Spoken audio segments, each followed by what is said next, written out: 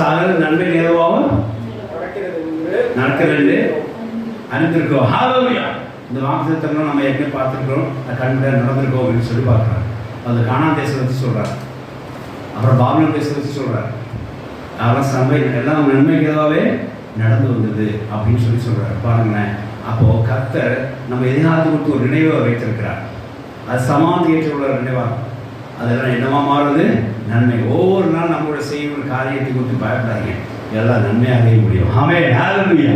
என்ன வாக்குத்தத்தம் அது அப்படி இருக்கு. முதல்ல கொஞ்சம் போராட்டமாக தெரியும், கொஞ்சம் அப்படியே அடிப்படமாக தெரியும்.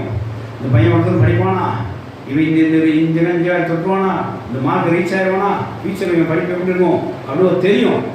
கர்த்தர் எதிர்காலத்தை பிள்ளைகள் எப்படி வச்சிருப்பா? சமாளித்து ஏற்பதற்கும் நன்மையாக தான் செய்யாது முடியும். இது ஒரு வாக்குத்தத்தம். ஹல்லேலூயா.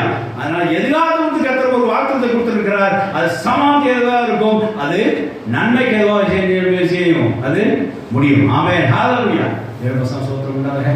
நான் படித்தது எலக்ட்ரானிக்ஸ். கர்த்தர்